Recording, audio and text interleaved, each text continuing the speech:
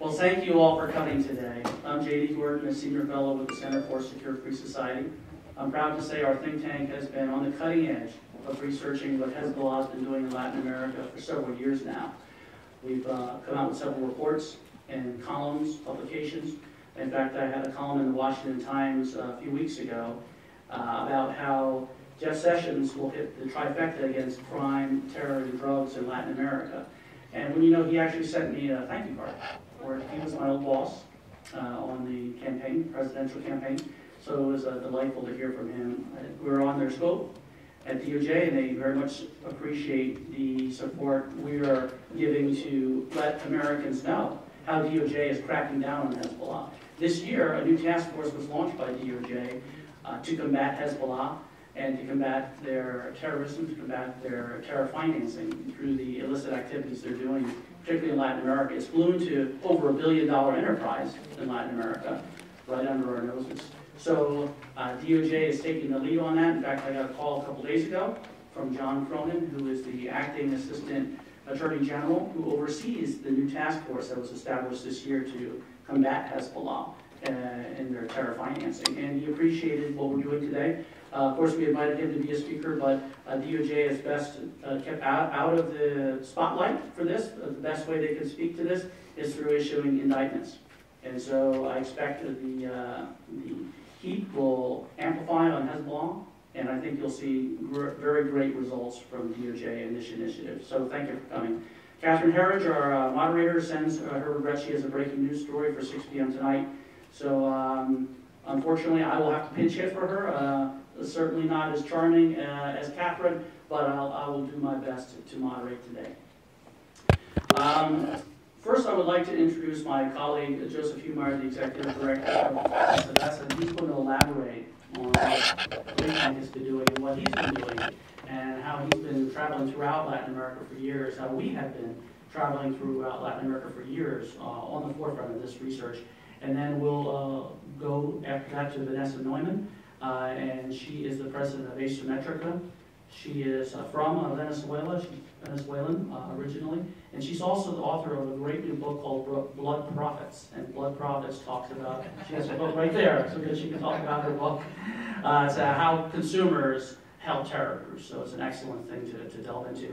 We also have a friend of mine for quite a while, Sam Faddis, who was one of our greatest surrogates actually on the campaign for writing op-eds. Sam Faddis is a career CIA operative, and he was the chief of the WMD unit for the counterterrorism initiative for the CIA. So he'll have a lot of great things to illuminate as well. And we also have Derek Maltz from the DEA, formerly of the DEA, a retired agent of the DEA who led DEA's Special Operations Division. And Derek and Joseph just testified yesterday for the House Financial Services Committee about this very topic. So it's very timely, newsworthy. And with that, I will turn it over to Joseph. Well, thank you, JD, and thank you to everyone for coming. I know the weather hasn't been the best, but it looks pretty good today, so I appreciate everybody coming out. I just want to spend a few minutes. I think you have a few documents that are on your chairs. At least most. I think everybody has these documents, and I want to contextualize that a little bit to get the conversation started. At SFS, my name is Joseph Humeyer. I'm the executive director of SFS. We're a think tank that focuses on national security issues, but from a bit of a bottom-up perspective, meaning that we work with partners and scholars and experts in countries around the world who really have a first-hand knowledge of what's going on in terms of the threats in their countries. In terms of the work we've done on Iran and Hezbollah's activities in South America, a lot of the information is not necessarily me going down there and working. I travel quite a bit, probably more than I want to, but nevertheless, it's really the sustained presence of our partners and colleagues on the ground in Latin America who are seeing this threat. In 2014, I co-edited a book along with a good colleague, Ilan Berman, who's an Iran expert from the American Foreign Policy Council. And when we got our brains together, he's an Iran expert, I'm a Latin American expert, and we got our brains together and said, how are we going to present this? And easily, Ilan's a prolific writer, and I'm not as prolific, but decent writer. And we said, we could easily write a book together, but what's the power of a message where there's just two more Americans saying that we have a problem downrange? It's much more powerful if our partners in Latin America say, I have a problem in my country. And so we collected a series of essays from individuals friends, colleagues, partners in Latin America, prominent folks, Vice Minister of Interior, former general, prominent investigative journalist, congressman, to say, and this is back in 2014, to say Iran and Hezbollah are gaining power in my country and they're distorting and destabilizing the political situation. I think we see a lot of that in Venezuela. I'm sure we'll talk about that in discussion. So that leads me to one of the individuals that I'm very honored and proud to call our newest international fellow for SFS, is a senior investigative journalist from a very prominent magazine in Brazil called Veja. Veja is, for those that haven't heard of it, is perhaps it's like the Time magazine of Brazil. It is, a matter of fact, I think it's the second largest news magazine in circulation other than Time magazine in the world. And Leonardo's been looking at the Hezbollah presence, and particularly in the tri-border area, which is in the south of South America, where Argentina, Brazil, and Paraguay meet. However, he's been looking throughout the entire country and really mapping these networks. And forthcoming in next month in April, we're going to publish what we call a global dispatch, which are essentially reports from the field of these type of transnational threats. And this one's going to focus on the topic that we're going to discuss today, the crime-terror convergence and how Hezbollah fits into that new paradigm. The fact sheet you have in front of you are essentially the talking points of that publication. And the most notable one, and the one I just want to point your attention to right now, is the subject that we raised in the hearing that me and Derek participated in 2 days ago, is the fact that our sanctions aren't being rendered effective enough to take the Hezbollah members and facilitators out of the battlefield, meaning out of the area to which they're operating. In the tri-border area, this area of South America, for anyone that's ever been, and I know Vanessa just came, I'm sure Derek and everybody's been there, it's the Wild Wild West of South America. Literally, I mean, you find anything illegal that you want in the world, you can find it in this part of South America. And kind of a rarity in the sense that you find a big community of Arabs in this part of Latin America. The Department of Treasury's OFAC has sanctioned 11 individuals facilitating or supporting Hezbollah from the tri-border area since 2004 in different iterations. Of those 11 individuals, since they've been sanctioned in 2004, some again in 2006, and some as recent as 2010, collectively they've opened at least 18 new companies since the time that they've been sanctioned.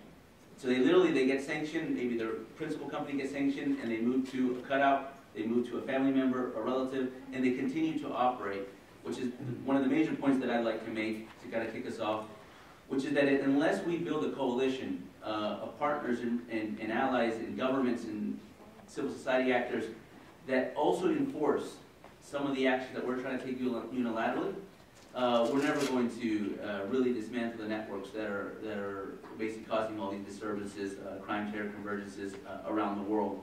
And so what you have in front of you is you have a diagram that shows the kind of how that sanctioned individuals have mapped out the number of companies that they've been opening since they've been sanctioned. So I just wanted to give you a little bit of an intro to a publication. Feel free to contact me or JD or any of us here from Center for Security Society to get a hold of that publication once it comes out. And with that, I turn it back to JD. Thank you very much, Joseph, for those remarks. Vanessa, you recently went to the tri-border area, Joseph tells me, which is a hotbed for Hezbollah activity. Tri-border area is, of course, in the three-country area of Paraguay, Brazil, and Argentina, and it's like a wild, wild west for all intents and purposes. And I would love for you to tell us more about your experiences there and how you think the battle against Hezbollah is going. Thank you. Thank you very much. Thank you for having me. Yes, so I went down there. I'm going to withhold a few pertinent facts because we're working on a report that my company is also part of something called CTED, which is the Counterterrorism Executive Directorate, a research network which produces things on, there are many of us, but on financing of terrorism for the UN Security Council.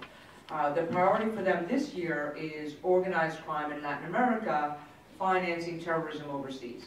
So I heard that and I thought, oh my God, this is great. I'm from Venezuela. We've always wanted this to be on the agenda.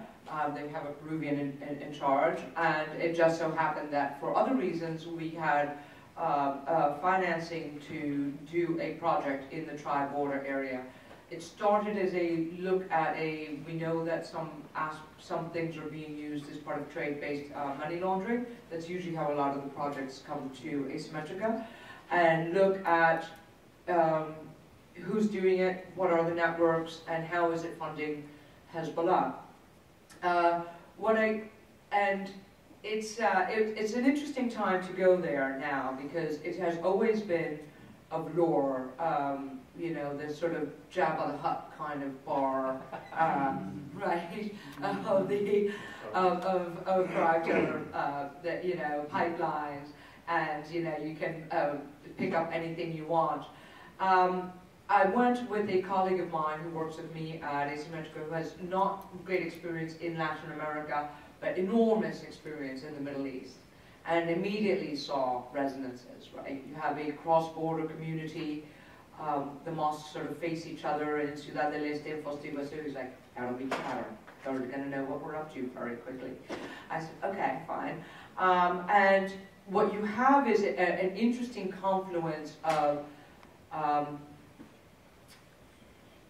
certain aspects of the Paraguayan state, let's open it up that way, are very well structured to facilitate illicit trade into Brazil. This is one of the things we're going to be looking at, and one of the things we hope the UN will help with, capacity building, is to facilitate illicit trade of all sorts into Argentina and Brazil. And it's very dominant in that direction for a number of reasons, which we will delve into. But as you have sort of inflation rate in Argentina, which is predicted by the IMF to be the highest of the three countries, we expect certain routes to benefit off that. What you have is, you have a lot of money coming in, you have a perfect confluence. You have cargo planes coming in from China carrying nobody knows what, literally.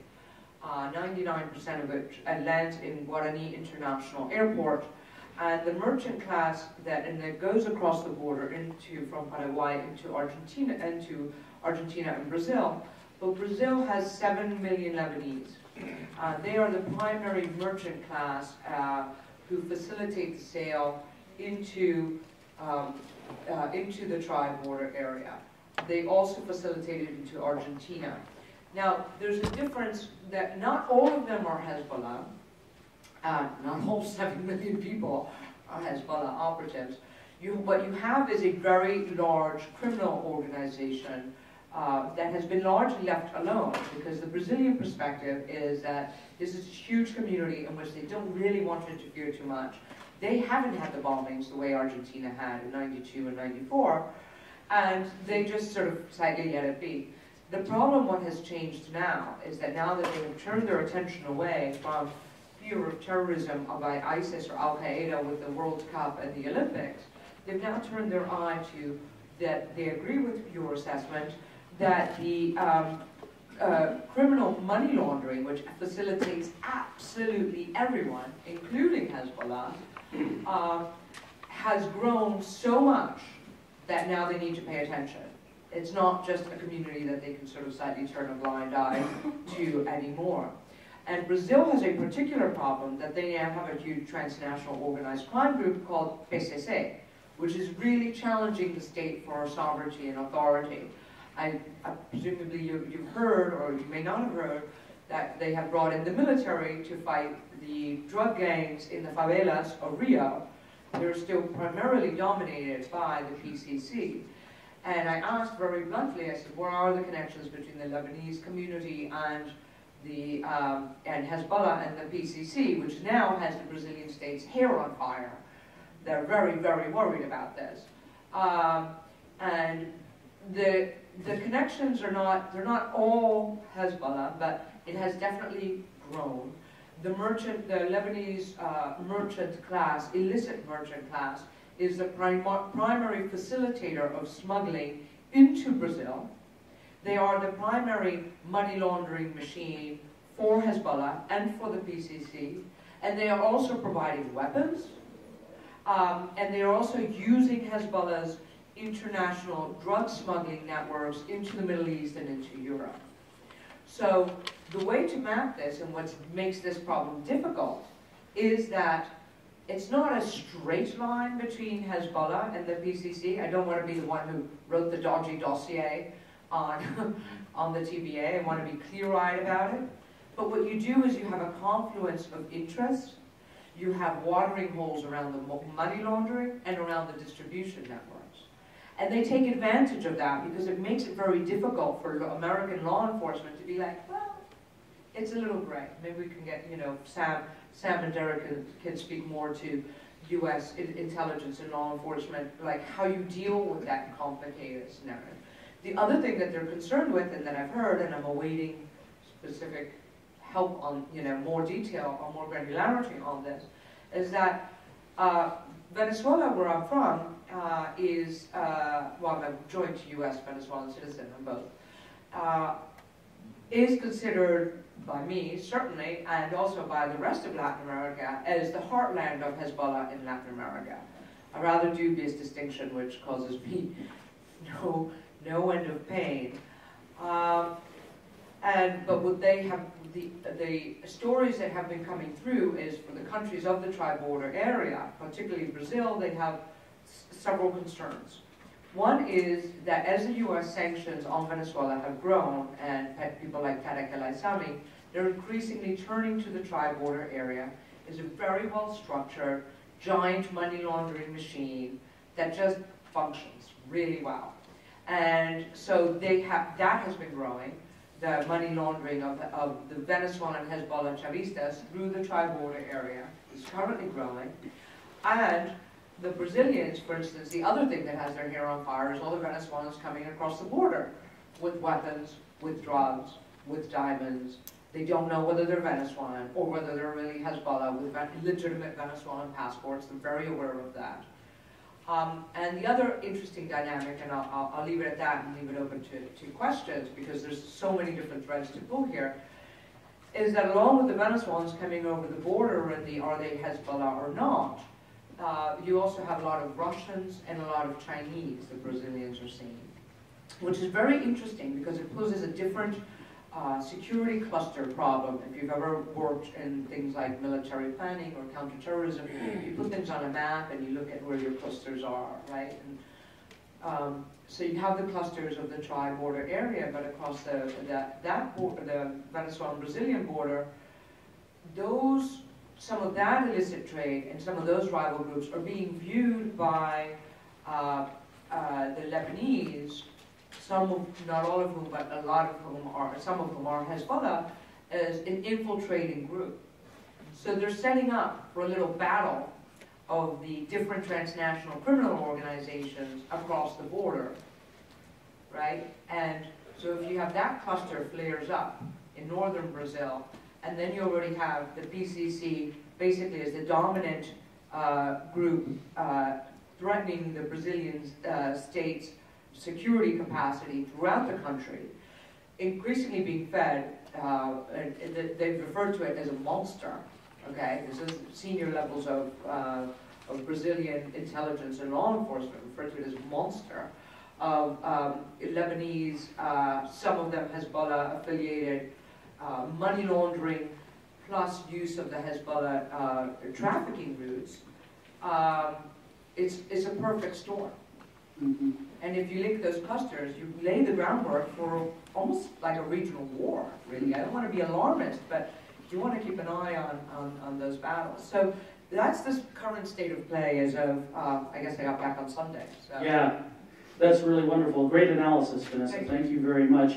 I think it's always important when you have someone just come back from a region that's an expert in the field to give their latest report. And we're very appreciative of you doing that today. It's very valuable for us all. And we're going to have time at 3:30, from 3:30 to 4, from questions and answers from the audience as well. So we can dig into that further. So thank you.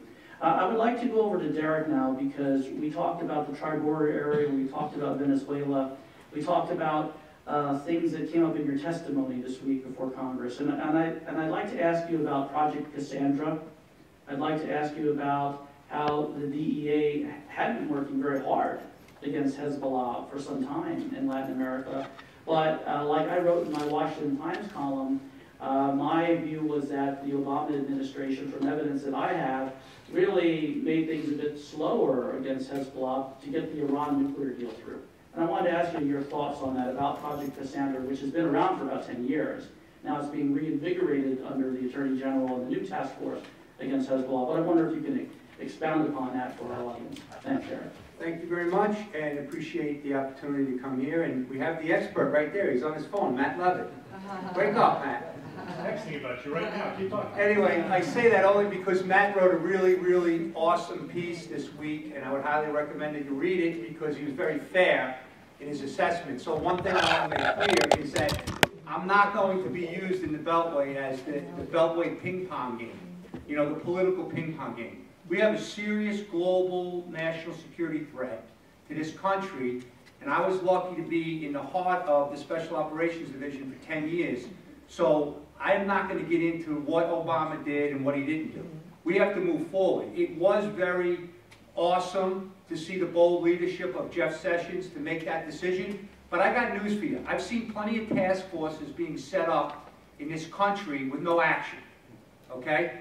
And it's easy to distract people's attention by setting up a task force and then, like, you know, taking the attention off the task force and then going on to the Beltway problems of the day. I don't have a lot of patience for that. So John Cronin is a really good guy. He worked in the Southern District of New York, and I want to highlight something really important for everyone in the room, because this is one of my main topics of discussion.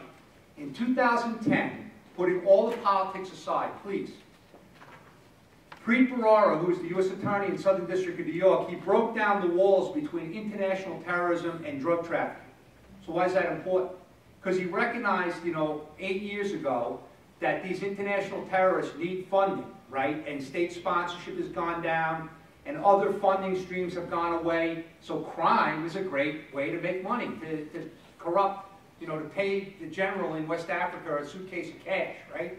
Because you can't use Visa or MasterCard. And so Preet Bharara decided, I want my best prosecutors to go after the biggest threats in this country. And that was really awesome. And he's the only one, as far as I know, that has done that. I wish Jeff Sessions would start doing that kind of stuff, because that's what's needed, all right? Now, speaking of Project Cassandra, now, this is something that absolutely amazed me as a senior executive in the DEA. My father was in the government for 30 years, and I was lucky to be in this job. But when I started seeing this unbelievable thing emerge, it all started for me in 2007 when Admiral James Stavridis showed me a picture of a fireball. And he said, from his view at Southern Command in Florida, he started seeing the emergence of all of these Middle Eastern groups from Lebanon, and exactly what Vanessa's talking about, this monster, and I like that, by the way, I'm going to steal it. The monster was growing many years ago, and Admiral Stavridis, the Supreme Allied Commander for NATO later on, he saw this growing, and so did General Kelly. I mean, he's been very public about his views on this area of Latin America with this convergence of crime and terror. But anyway, then, of course, I'm reading the news and I see our Director of Homeland Security, Michael Chertoff, saying Hezbollah makes Al-Qaeda look like the minor leagues. So wake up, people. This is a serious threat. So as the head of this Special Operations Division, I don't know much about Hezbollah. I'm not an expert on this global terrorist group. I'm an investigator. I'm an agent from the DEA. We focus on drugs, and we start seeing this thing grow, and then we start seeing the tons of cocaine leaving South America, and then this $200 million a month with Ahmad, and this was very alarming to me. Okay, so I'll give you an example. A DEA agent undercover picked up $20 million in cash in Central America. They were allegedly sitting on $100 million they needed moved. This organization working with the Mexican cartels. So we started seeing this thing grow and grow and grow. And I was very concerned. I'm the head of this multi-agency center. We have a counter-narcoterrorism operations center. We want to work it together. Now, this is where it really gets stupid. President Obama, in 2011, had his transnational organized crime strategy. Go on the website and look at it. You'll probably see something very similar with President Trump. The idea of going after transnational organized crime and doing it in what I call, or what they call, a unity of effort.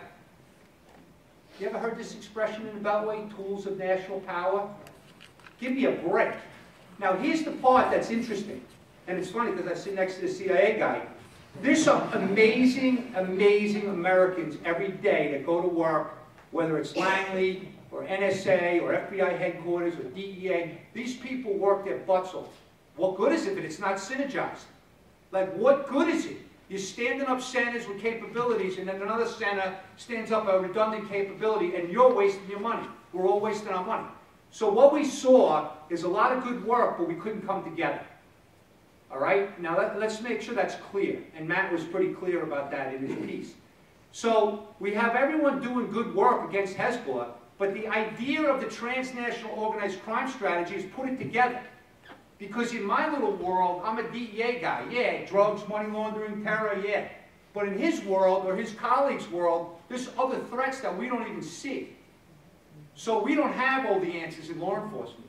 But neither do they in the intel community. But we're all good people trying to save America and protect America. The question is there's going to be leadership to pull it together. And how are we going to do that? Because it's very complicated. Because everyone has their own mission, everyone has their own agenda, everyone has their own budget. So but it's not something that can't be done. Because we saw it in Cassandra at a much lower degree. I mean, we seized $150 million. We shut down, a bunch of things that were going on. But we only scratched the surface. We didn't even touch the surface. Because we didn't put together what I like to say is a unity of effort. And it's a damn shame. And I asked Mr. Comey on his last day on the job, on my last day on the job, what are we going to do about all those businesses that are still out there moving these cars from America back to West Africa? What are we going to do? What are we doing? So anyway, I get very passionate about this topic, and primarily because I see what a national security threat it is, and I see the lack of sense of urgency going on in this town. I mean, people have the attention span of gnats around here. Like, wake up, because we have kids, we have grandkids, we have nephews and nieces, and we have friends and family, and that's what we're talking about. So when are we going to get together and work on this problem together? And stop with this damn turf battles. And Matt, you're right, at least from my standpoint, okay? Yeah, there's turf battles every day. And you're going to hear more of me about that, because as we come up to the anniversary of the Boston bombing, and when I saw the catastrophic failure of information sharing in that event, the public needs to be aware of that. So let's knock it off and let's get our stuff together. But I could go on and on and on. And I see the MC there, Catherine. Oh, I'm sorry. So I'll shut down, and I'll be more than happy to answer any questions that you have. Thank you, Derek, for those great comments. We really appreciate it. One of the ways that Hezbollah makes money, as Derek and Vanessa alluded to, is things like cocaine and things like smuggling, used cars even, from the Americas over to Africa. Cigarette smuggling, too. I mean, it's an amazing empire that Hezbollah has created, $1 billion empire in Latin America. It's like, could you imagine the mafia being a radical Islamic terror group as well, in a $1 billion enterprise? It's that large, and so I'm glad we're talking about it today. I wanted to follow up on some of the things that Derek said about interagency cooperation and coordination with Sam. Since Sam was a career CIA operative and he headed the WMD unit for their counterterrorism center. Sam, how do you think cooperation has been going? After 9/11, we heard a lot of reports about how we could prevent another attack from Al-Qaeda or a similar group against the United States by having a joint counterterrorism center, by doing things of that nature. How do you think that's going today in the fight against Hezbollah, and what's your prediction for the future? Yeah, I think it's awesome. There's hardly anything we can do to fix it. It's firing on all cylinders. Well, that's good that I didn't have to talk about impressing myself. Look, I would echo everything that Derek said. It is my experience when you're when you're in the working level, when you're in the field or when you're in the street here, that there typically are no issues, right? People get together, they don't care about those distinctions. They don't care if you're from some black soft unit or DEA or who you are.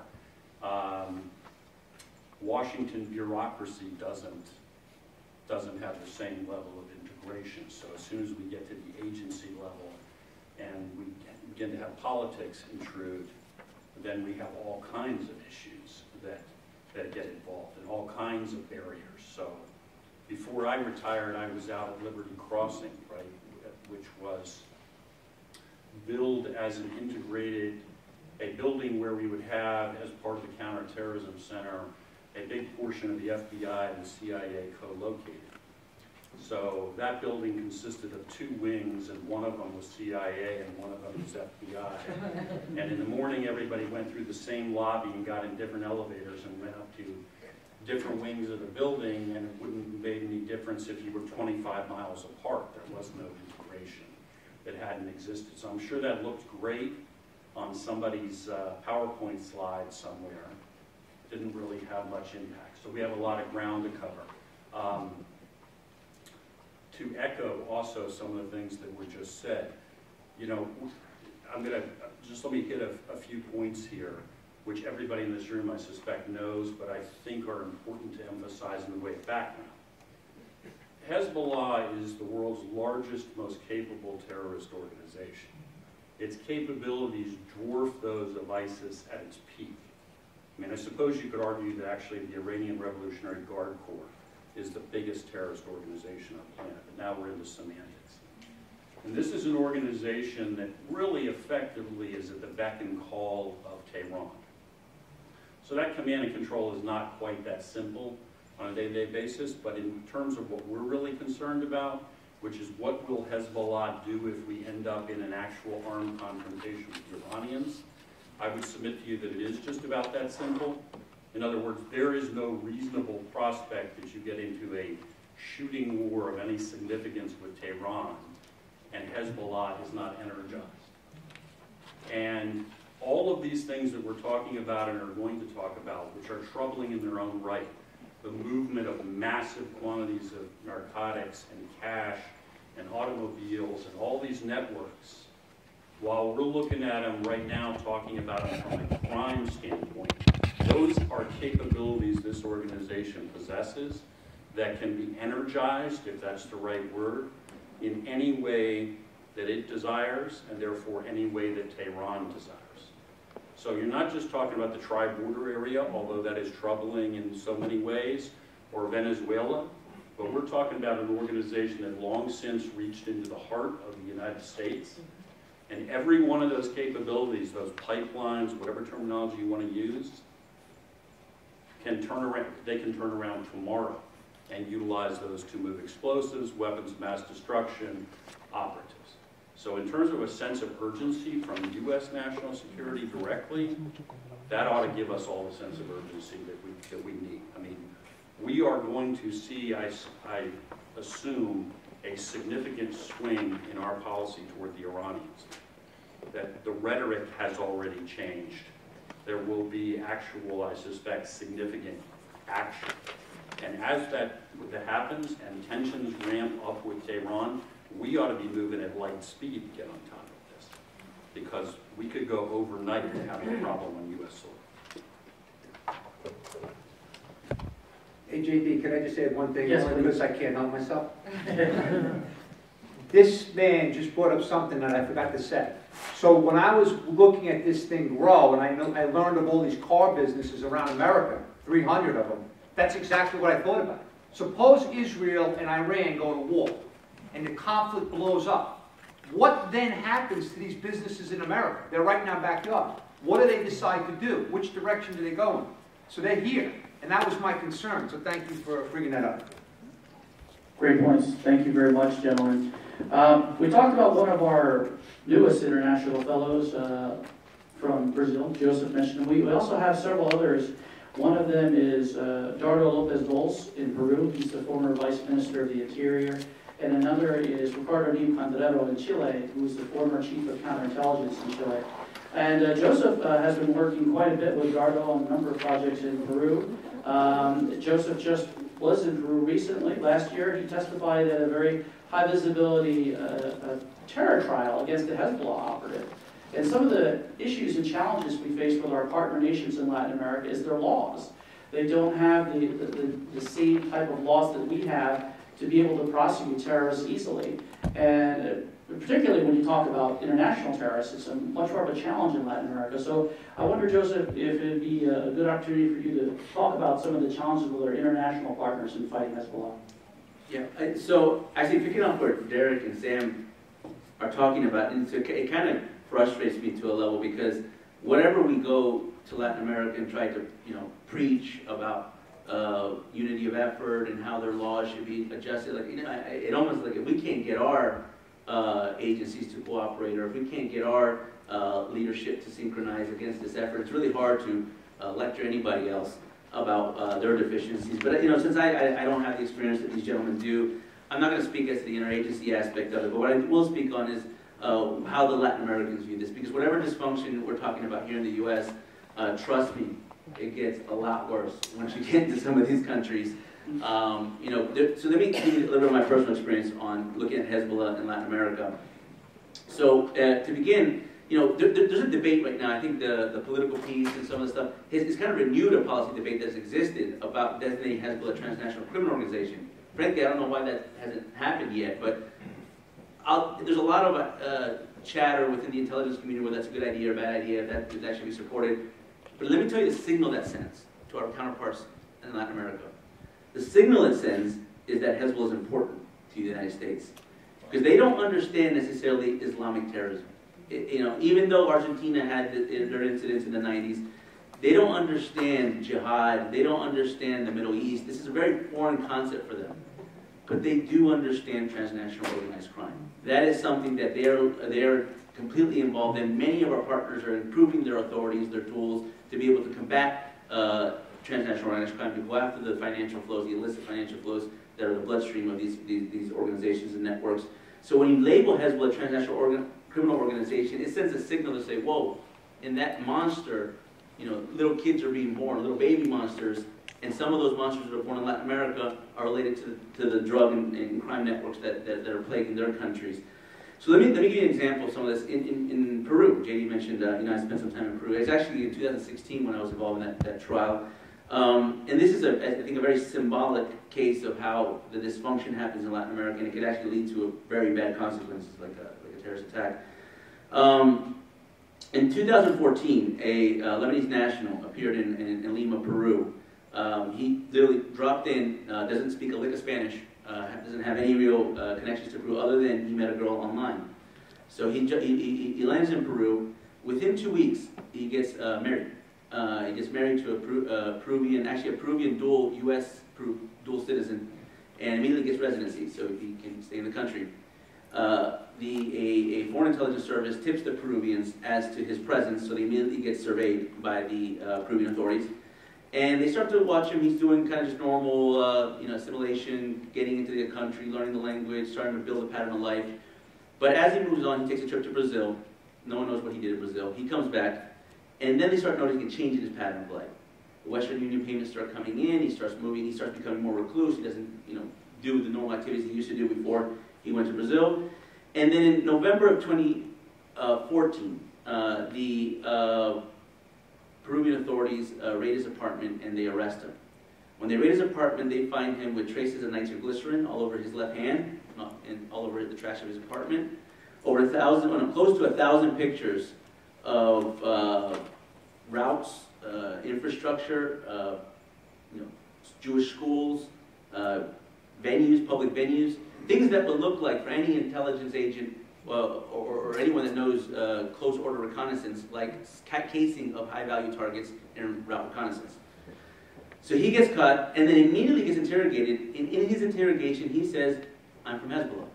He says, I work for Hezbollah. Hezbollah asked me to take these pictures. They also gave me this fake passport from Sierra Leone. I'm not from Sierra Leone, I'm Lebanese. And he says, usually all that means is you get a slap on the wrist and say, go back to Lebanon. Because taking pictures, as crazy as they are, isn't illegal. And saying you're from Hezbollah in a lot of countries around the world also isn't illegal. I mean, if you did that in the U.S., you'd be in trouble. But he knows, they're savvy, they're trained. Except in Peru, they do have pretty strong anti-terror laws. They had their own fight with the domestic terror organization, the Shiny Path and MRTA, for many years. And so they do have conventions in Peru that say if you say you're a member of a terror group that's recognized by a international body that they're a member of, UN Security Council or OAS or others, they can at least hold you. So in Peru, because the judicial system's slow, pre-trial detention can be 2 years. So he was in jail for 2 years and the process changed his story, right? To me, saying you're from Hezbollah, that should have been enough. That really should have been enough. But when I get invited to come down and participate in that trial as an expert witness, there was a very rudimentary debate among the magistrates, and just as to what is Hezbollah? Is Hezbollah really a terrorist organization? They had other experts that came in and said, no, Hezbollah's not. They're a part of the parliament in Lebanon. They do social projects. They're not really a terrorist organization. That's a lot of propaganda. So the judge just didn't have a consensus as to what Hezbollah is. And more importantly, whatever the judge's opinion is, there is no legal designation for it. There is no foreign terrorist organization list. There is no codified provision within the Peruvian law that says international terrorism is recognized in their country. So legally, they had no ground to stand on, and therefore they almost let him walk. And one of the things I like to say, like if he had said he was in the Shining Path, which is a very recognized terrorist organization in Peru, he'd be in jail for 25 years, most likely. But because he said I'm from Hezbollah, he almost walked free. That individual, I really commend the public prosecutor's office of the Ministry of Interior in Peru, who really understood this case, and they really pushed it. They appealed the federal court's decision, and I'm glad to say that late last year, I think it was October of last year, they annulled, the Supreme Court in Peru annulled the federal court's decision, and will retry the case this year to see if they can get a conviction. And this is just one case, right? This is not the end-all, be-all of the network, but it's symbolic because when our U.S. officials are looking at the macro data and they're writing reports as to whether Hezbollah is active in Latin America. Do they have operational cells? And I say it's impossible to know because if you call your counterpart in Latin America, Peru, Brazil, or wherever, and you ask them a simple question, you say, hey, is Hezbollah active? Is it like a terror cell active in your country? They'll say, no. But then you say, you know what, I'm not satisfied with that. Is an Islamic terror organization active in your country? They'll say no again. Then you say, listen, is Hezbollah involved in anything in your country? They say, oh, Hezbollah, yeah, absolutely, they're here. And you're like, well, what happened? You say, well, we didn't know they were a terror organization. We thought they were counterfeiting. We thought they were moving drugs, laundering money. They don't recognize the convergence, the connections. And I think the U.S. really has a leadership position in this because we know Hezbollah. I mean, better than me. We have experts like Matt, and we have a lot of folks in this country that know a whole lot, that can teach a whole lot to other countries about what this organization really is, how they represent, and how they operate. And I think that vacuum, that legal vacuum, is just grounds for miscommunication between our authorities, their authorities, and it provides kind of a loophole that Hezbollah can maneuver and move around. And I think they're capitalizing on that. Hezbollah is very smart. Just the last thing, and with this individual, right? This individual in Peru doesn't speak Spanish. Shia, Lebanese. He lands in Lima. He doesn't. Iran has a network here in Lima as well, right? They have cultural centers, they have their own exchange, but they compartmentalize this. He doesn't even visit the only Shia cultural center in the city. At least, if my parents are from Bolivia. If I land in Syria and there's a Bolivian culture center, it's probably the first place I'm going to go just to see a friendly face or a friendly language. The fact that he didn't even assimilate to this network shows me the level of compartmentalization that they have to be able to carry out their operations. So with that, we'll just move on. Thanks, Joseph. Go ahead, Vanessa. So I want to, as a sort of dual citizen on the panel, I want to offer a different perspective because I think it's sort of probably my duty as the dual citizen.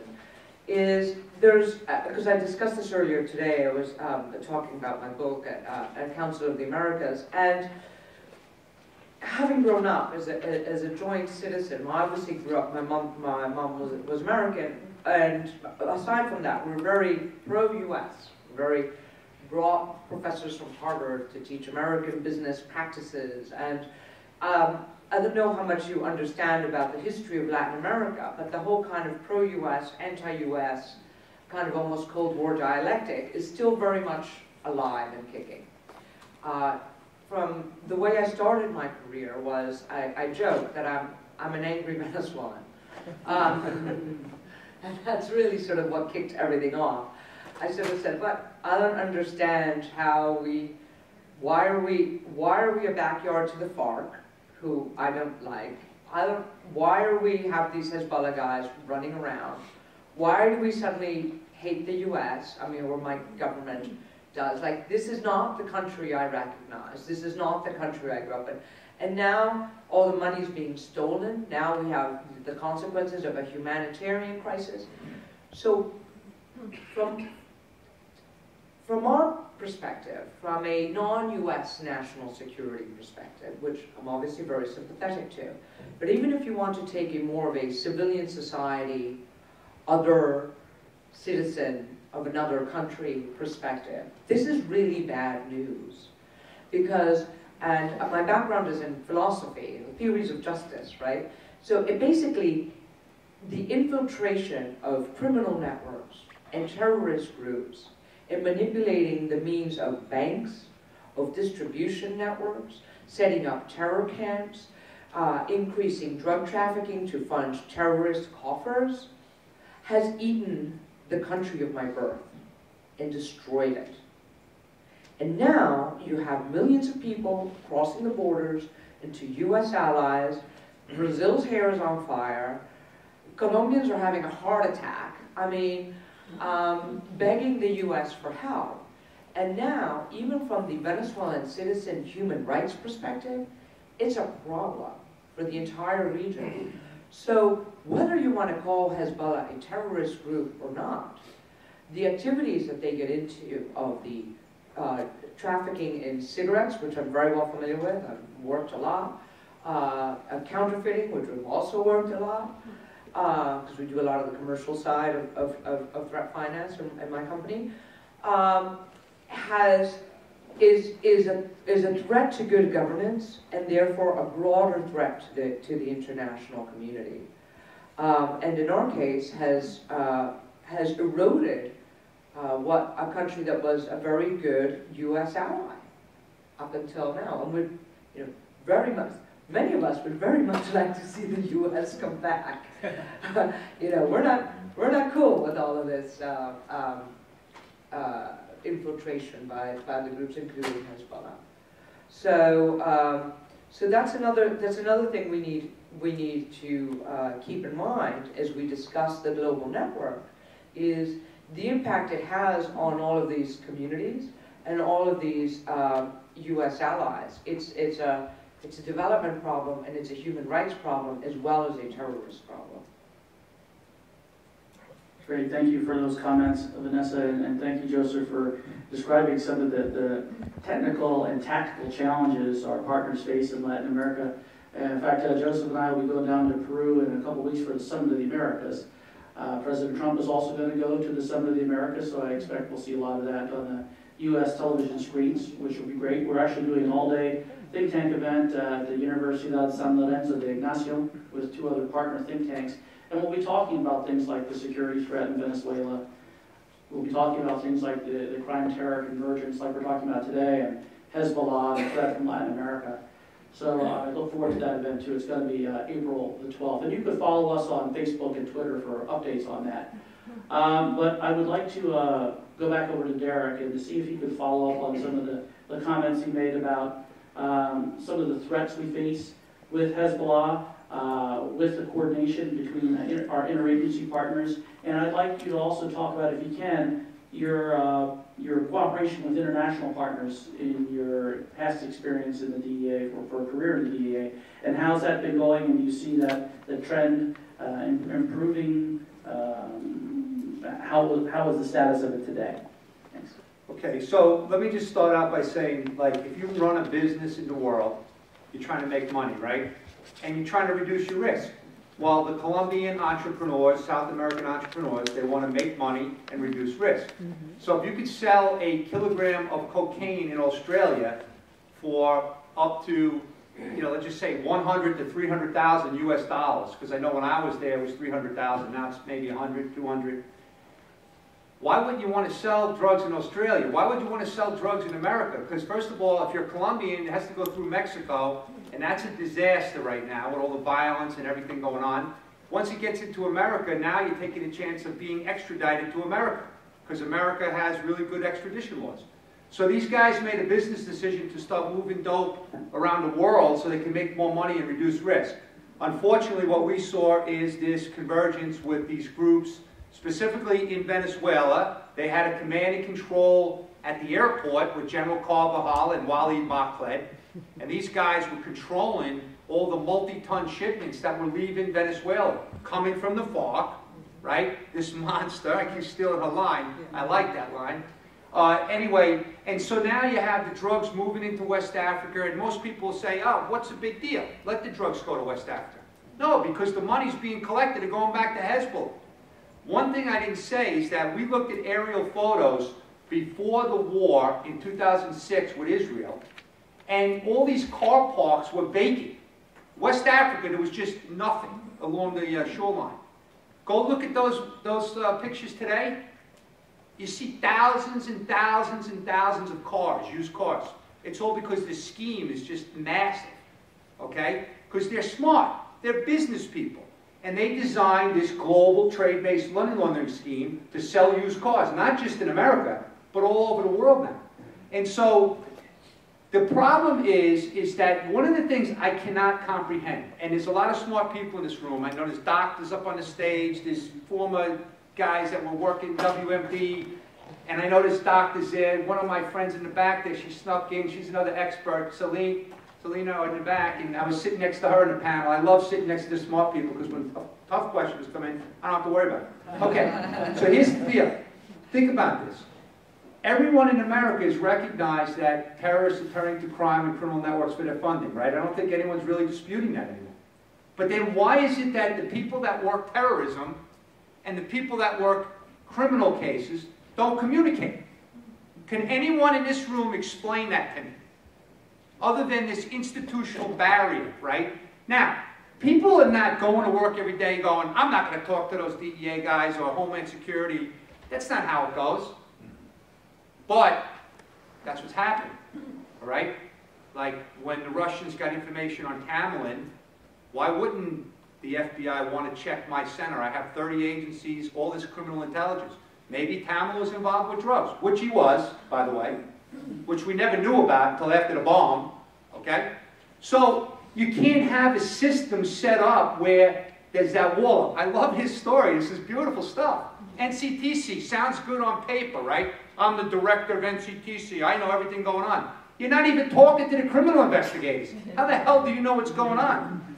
And so, even in the building, I mean, he was 100% being honest. Because I have friends in all these agencies, and that's how it went. They had the wall up in the building, and that's in that building where you think everything is running smoothly. So it gets very complicated. I'm not going to sit here and suggest that I have like all the answers. In regards to international, let me just say this, and I said it the other day. The best partner we had in this whole Project Cassandra was the Colombians. Now why? When we picked up $1 million in New York in 2004, and we had to send the money back to Colombia, it was on behalf of the AUC in Colombia. And the Colombian National Police identified all these brokers, they identified all these people down in the ground in Colombia. And then our office in Miami, working with Colombia, next thing they started doing is legal, judicialized intercepts in Colombia. That's how we identified this whole scheme. So when you talk about partnerships, the partnerships are critical, and that's one thing like DEA. I don't wave the DEA flag, but I want to tell everyone something. DEA has been working with the international partners for the whole life of DEA. Not because DEA is better than any other agency, but DEA had a very specific mission with drugs, and most counterparts always, you have something common with drugs, let's get rid of drugs.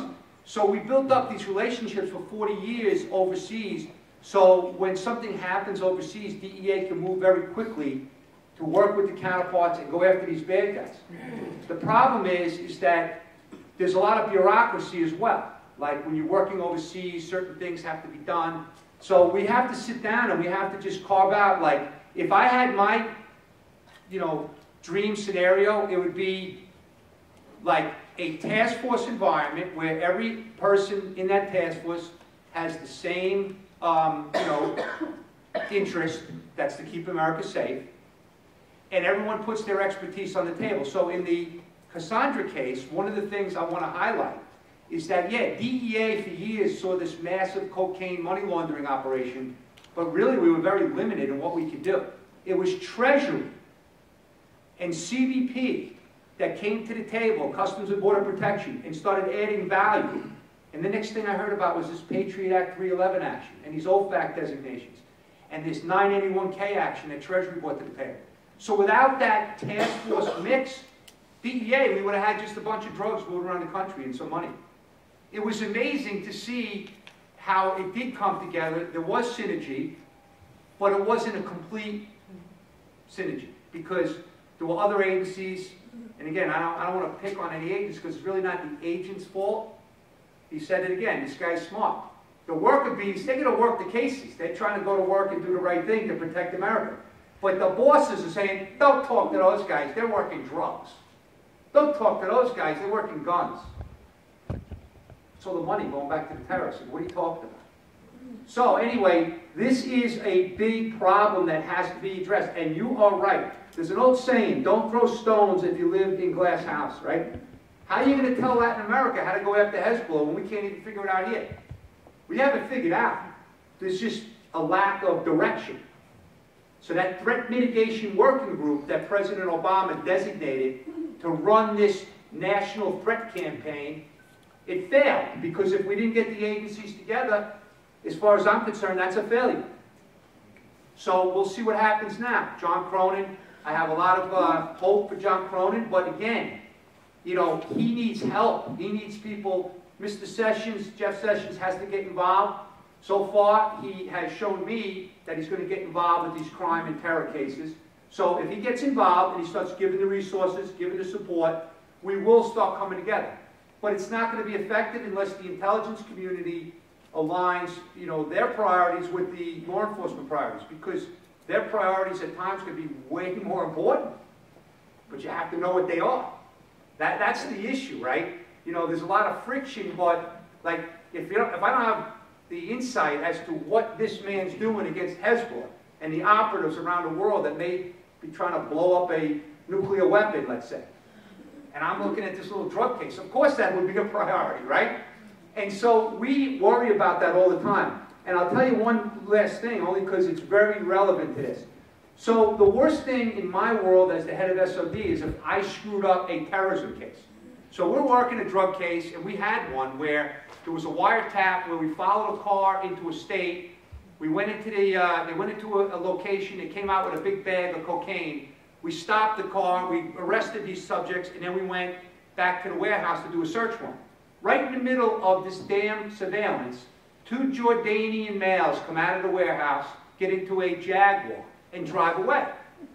Well, we thought, hey, this is very suspicious. So the police did a stop on the car. They really didn't speak any English. It turns out it was part of another agency's major terrorist finance case.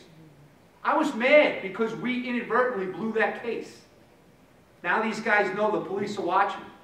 Well, this is what happens when you don't coordinate and cooperate and communicate.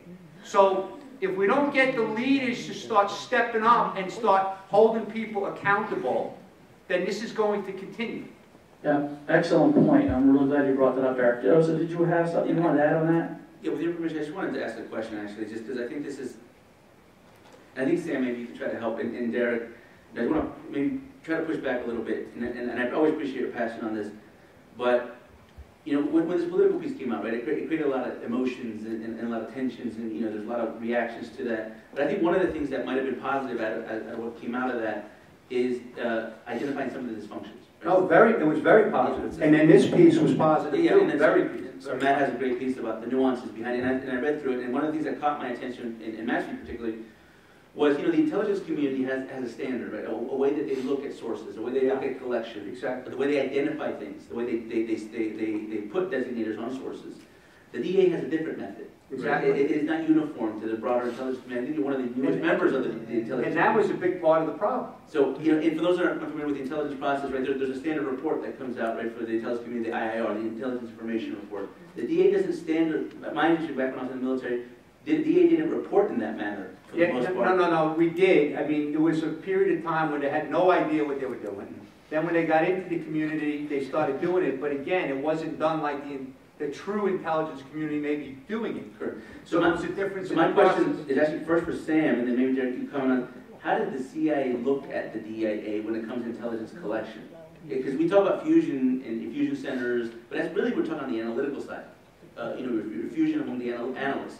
Is there even a possibility that there could be fusion among the collectors, or is that just too sensitive and too? No, there already is collaboration and synergy in a lot of this stuff. It's just a matter of fine-tuning it and working some of these legal obstacles and cultural barriers, but it could be done easily. There are definitely legitimate legal issues, all right, but they can be resolved as long as you have the right people in the room. Sandy?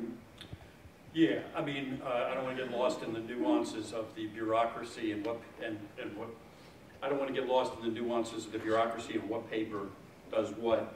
I mean, typically IIRs, or the CIA's equivalent, which is called something else, does not identify sources. So it's specifically designed in such a way that it can be broadcast to a wider community and not compromise the identity of your source. So all source identifying information would be stripped from that. So you have to have a separate coordination process where you're actually coordinating the issue of registering sources. But that can be done, and it is done in all kinds of environments. This is not the first time we've confronted this issue. You run into the same thing in war zones where you're coordinating with the military.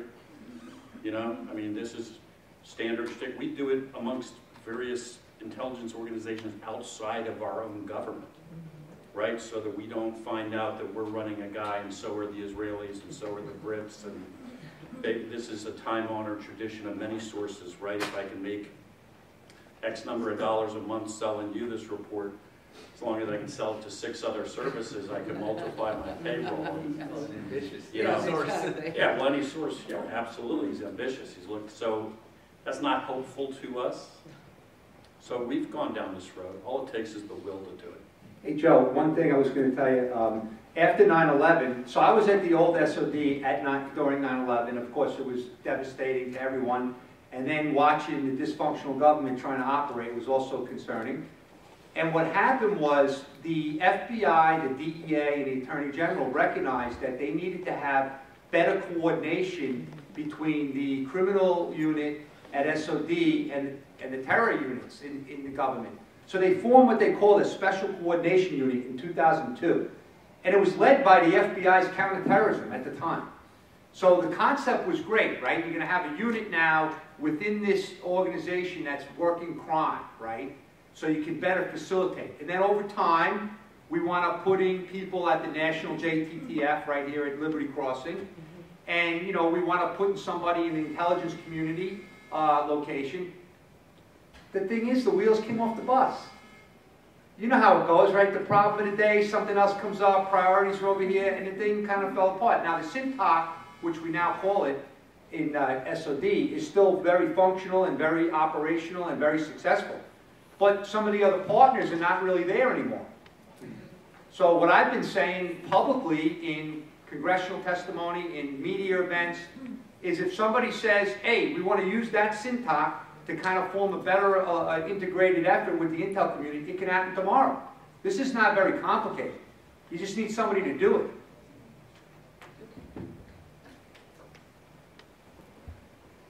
Thanks very much, Derek, Sam. Vanessa, I'd like to turn to you about Venezuela. We've written quite a bit about Tarek al-Assami, the vice president, 43-year-old former governor there, and how he's been designated by our Treasury Department as a specially designated narcotics trafficker. He's of Syrian descent, of course, and I believe that he does have links to people who are strongly linked to Hezbollah. I'm not calling him a Hezbollah agent here, though I am just kind of pointing out some connections he may have there. What do you think of him and his connections to Hezbollah, or at least to the Lebanese and Syrian expatriate community? Our beloved Tarek, as we like to call him. Nuestro querido Tarek. Yeah, so many years ago, when, fourscore and 20 now, about 6, 7, 8 years ago, I was running around DC, not just as an angry Venezuelan, no, and I grew concerned about this little cauldron, geographic cauldron. You can literally put it on a map, right? Western Venezuela, where you had, you know, people who grew up together in Universidad de los Andes or went to school. You have where a lot of these relationships were formed. Hawa, Elias Hawa, Tariq al-Aissami, also linked with the FARC. You had a little anti-American thing cooking with the Marxists, insurgents. You have cross-border traffic. You know, I'm joking that now soon I'm going to start specializing in border communities. You know, you have what we call the derogatory term is Venecos, right? Venezuelan Colombians. You have this, we saw the same thing in the tri-border area where you have people who have dual citizenship and think that cross-border traffic is just part of their community. You have the same thing in the U.S.-Mexico border, right? They have their own ties. What happened is, in a way, this has always been there, and it was kind of a little bit under the general population's radar. It was certainly on the Venezuelan government's radar because people like Chavez were trained to kill these people. And then he became one of them, which is one of the great historical ironies. But you have this, in that Venezuelan-Colombian border, a long history of emigration of communities that built up and layered over decades. It didn't happen overnight. And the 50s and the 80s was a whole, were two particular sets of emigration. Linked into this Marxist, guerrilla, drug trafficking, insurgent, and they all hung out together. So this was always going on. What happened was when you had the Chavistas came into power, they brought it in through the presidential palace, used Air Force jets to move the drugs, and the national airline, and the national port. So instead of a cottage industry, it became national policy and ate the state, basically. The state just became part of this giant crime terror pipeline. You know, Carlos Slim and Shakira are also Lebanese. I mean, you know, not every Lebanese in Latin America is necessarily bad news.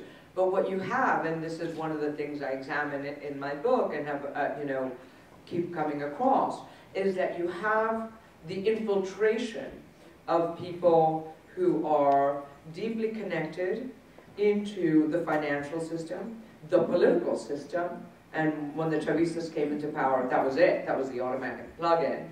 But also the, you know, the recruitment of people who are thought leaders. So for Venezuela, for the average Venezuelan who, you know, I mean, prior to the major humanitarian crisis, Colombians used to make fun of Venezuelans as sort of rich, entitled, lazy, who wanted to like go to the beach, have a good time, and drink a beer, you know. This whole radical Islam funding of terrorist causes is just not something that was ever been on the general population's agenda. It was a small clique that has just eaten the state. What is concerning is that it has become a tool for our oppression. You know, there's extreme terror at the colectivos who function like a basij, the motorcycle. Most Venezuelans usually find a Venezuelan in an American city terrified of people on motorcycles. You know, they kind of crouch when someone in a black jacket and a black helmet on a motorcycle approaches. That's the Venezuelan crouching in terror. Because they do come across and they act as a form of repression and just kill people, and that's very much the Iranian model and Hezbollah model. And so we don't want any part of that, and we want American assistance in order to cleanse that, because terrorism is not endemic. These people have made it a problem, and we're not amused. Thank you, Vanessa. We've researched that quite a bit also at the center as far as Iran's tentacles in Venezuela and other countries in Latin America, and how they train people like the colectivos in Venezuela to carry out assassinations of citizens. Joseph, do you want to elaborate on that? Yeah, actually, I think it's the first time I started Carlos Slim and Shakira in the same sentence, so appreciate that. Yeah, I just want to expand on, I mean, everything Vanessa says, I usually agree with, and I do in this case as well, and I think I want to expand on that, maybe try to unpack it a little bit.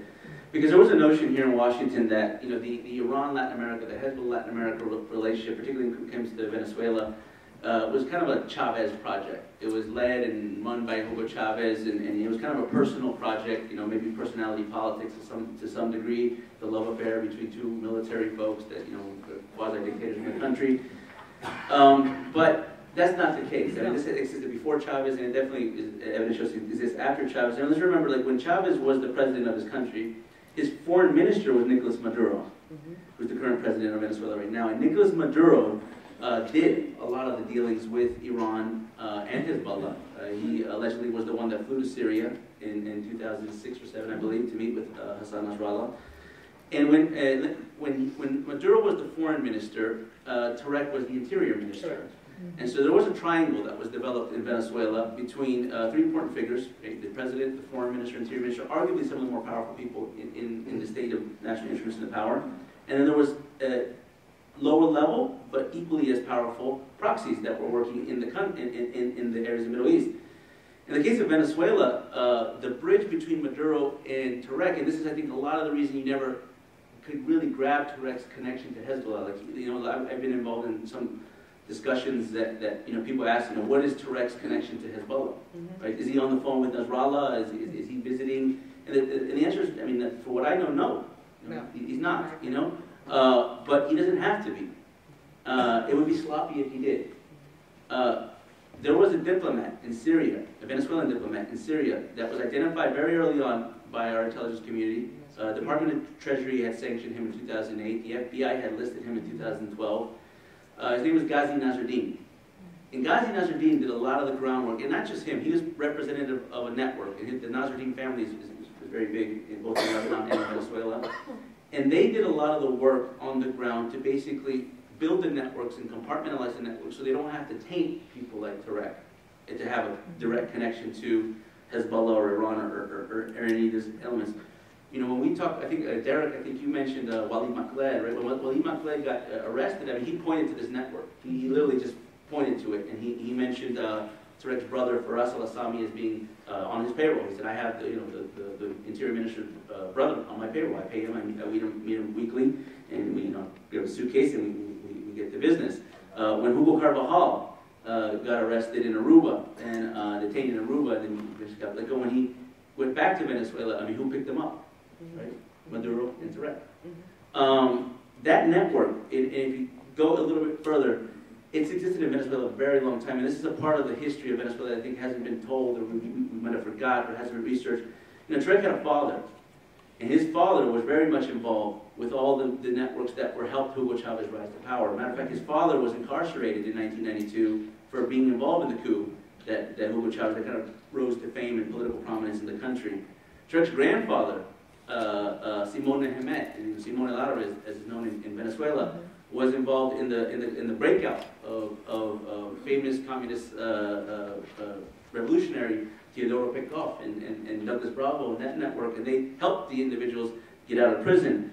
Tarek's great uncle is Shibli El-Assami, one of the co-founders of the Ba'athist movement in Syria. This is a network that's entrenched, it's been built, and it's snapping two countries that right now are facing very similar circumstances, which is Syria and Venezuela. You know, if you were to describe the Syria crisis, and this gets a little bit maybe outside of the conversation of Hezbollah, but if you were to describe the Syria situation, I mean, you're talking about a humanitarian crisis with exacerbated refugee outflows, with strong Russian-Iranian presence and Hezbollah presence, and a counterterrorism threat. That definition now fits Venezuela. Yeah. And it's not a coincidence that fits Venezuela in a manner, in a method, and in a time frame that's parallel.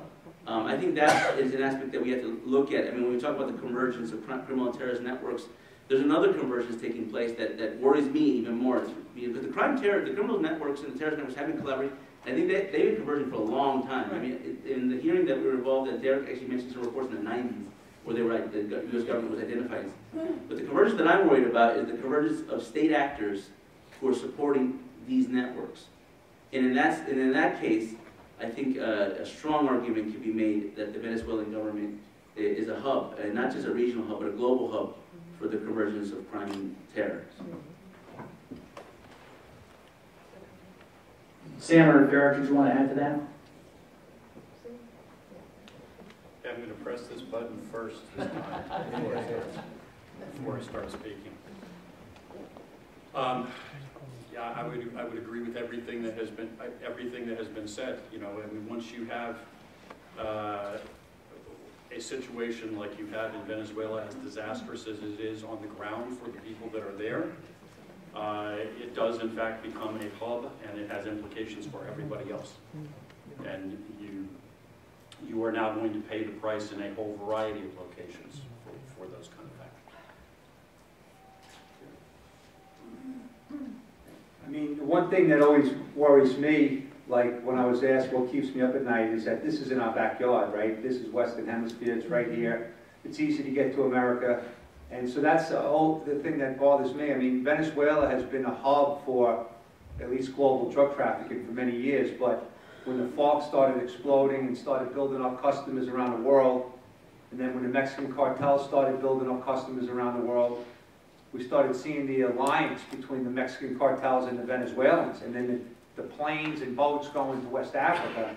And that's where it kind of grew, like, to the point where I was very, very concerned, because now you have all these groups in Africa, like AQAM and AQAP and these other terror groups that are now starting to take advantage of, you know, moving drugs, kidnappings, taxing, the stuff that we saw in Colombia with the AUC and the FARC, where nobody would call them drug organizations. Nobody would call them terror organizations. So we debate back and forth in the Beltway, you know, why these guys just grow in power and strength, and we're sitting here like targets. So one of the things I always like to say is Al Capone was this mass murderer, and we took him down with a tax violation, right? It's the same thing. You could be Al-Qaeda, but if you're moving a kilo of cocaine, take them down. Get them off the battlefield. Neutralize them. That's the point.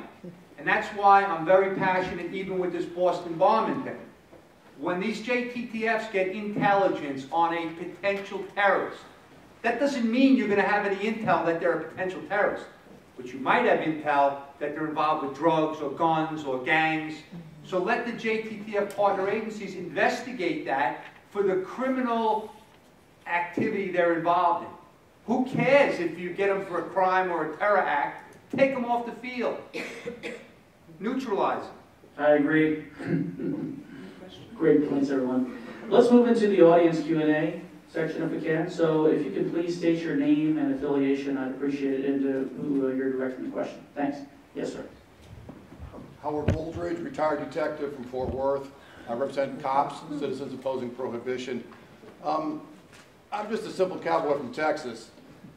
It seems to me that the reason Hezbollah and other terrorist organizations are making billions of dollars is because we've made a few drugs illegal. Drugs are the sale of drugs, the trafficking drug is the mother's milk of these organizations and others. So I'm curious, basically the question is to JD, since it would be a sensible solution to reduce dramatically the power of Hezbollah via the purse, why is there no one on the panel discussing and putting forth a proposal which we know would undercut Hezbollah's ability to fund terrorist operations? Yeah, that's an excellent point, Howard. I appreciate you bringing that up. The issue is, and of course my disclaimer is I work for A.G. Sessions on the campaign, so I'm close to him and I know what his position is on that, and don't want to undermine him in any way. But the things that Joseph and I have talked about at the center over the years is, it's not just drugs, it's predation. So if they don't do drugs, then they get into kidnapping, or then they get into cigarette smuggling, or then they get into used cars. And so there is a legitimate point from my perspective of what you're saying.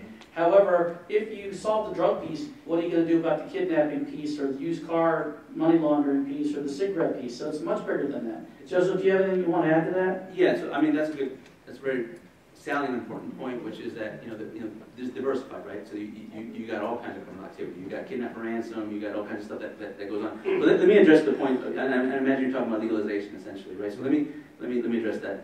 So in 2012, the Summit of the Americas happened in Guatemala, right? So Guatemala is, there's been a movement among Latin American countries to push for drug legalization broader, both in their countries and in the United States. And it actually has gotten to a very high level where heads of state or former heads of state, such as Vicente Fox and Alvaro Uribe and others have been pushing for this narrative, right? Actually, not Uribe, but some other prominent politicians in Colombia. And then, so at the time, the president of Guatemala was Otto Perez Molina, and he decided to take this opportunity to try to make the drug legalization debate center to the Summit of the Americas at the highest level of governments in the region. And when he held it, they approached the drug legalization debate from a public health issue. So they said, you know, we can't afford to deal with this here in our countries, that, you know, there's really addicts and people that are just growing, and we can't deal with it, that we need to, if we legalize it, we can kind of move towards perhaps dealing with the symptoms and the catastrophe that this drug epidemic has risen, and do it. The problem, the United States doesn't really react to that conversation. You know, I mean, we're concerned that there's a drug epidemic in Brazil, there's a crack epidemic in Brazil, or there's a growing cocaine epidemic in Argentina, but is that really, when we have our own opioid crisis, is that really the priority of the United States? Then they try to attack it from the criminality aspect, you know, the murders, the highest homicide rates in the world and everything.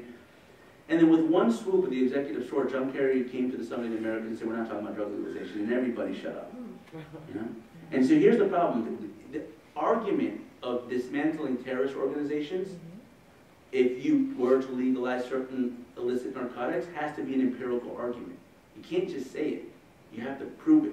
And I have not seen an empirical study that shows the amount of illicit narcotics that can be legalized, you know, Schedule I narcotics, that would actually dismantle some of these networks. I believe that may be true, that may be the case, but you have to make it an empirical argument and not a rhetorical argument.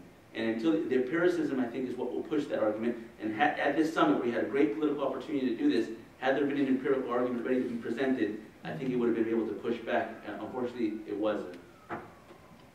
And I do get it from a personal standpoint. My half-brother Ricky died of a heroin overdose in December of 2004. So it's very much a divisive issue in my family too, about drugs writ large and what to do about them. So tragedy, and I know it's striking even more people now. It was a more of a trickle, and now it's a flood, if you look at the opioid crisis today. So I presume we'll be writing columns and reports about that at some point in the near future too.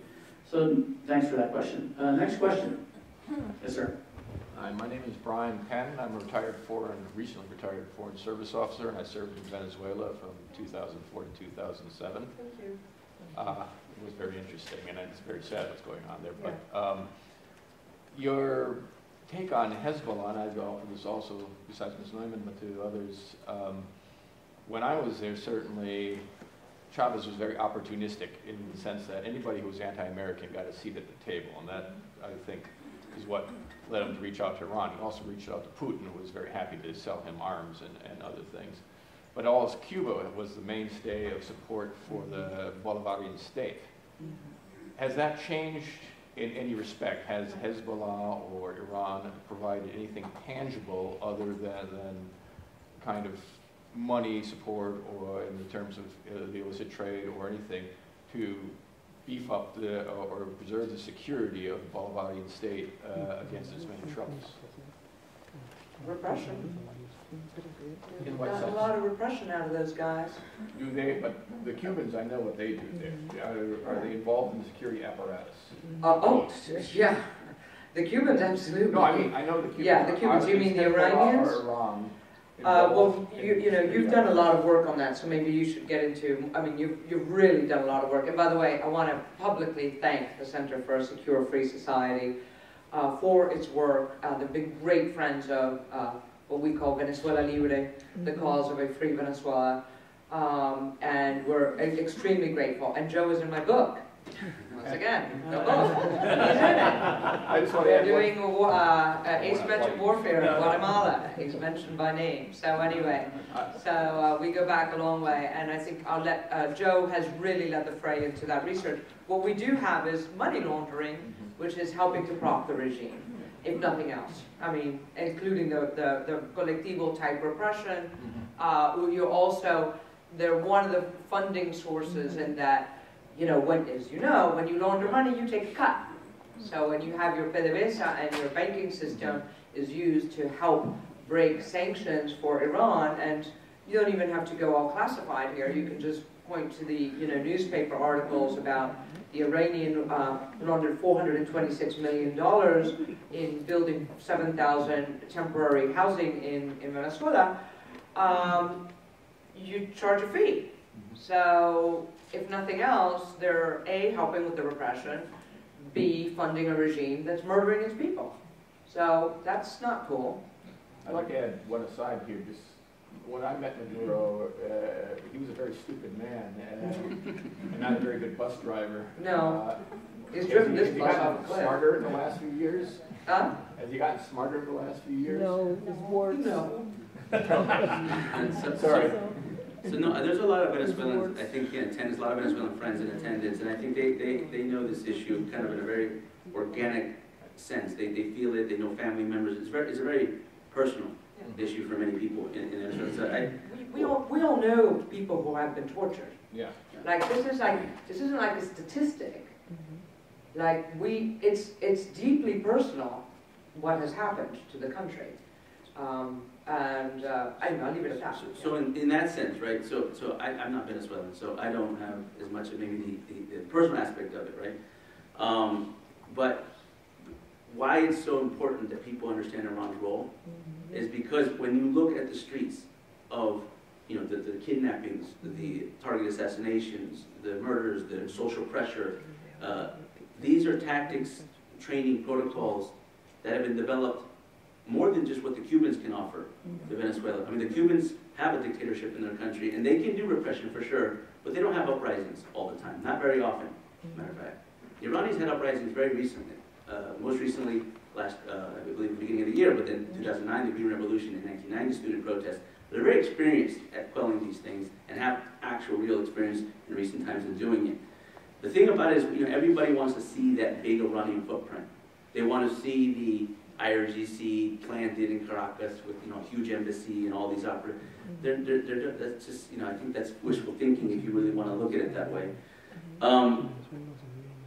There's 2 points I want to make. One is that a lot of what Iran did was through surrogates.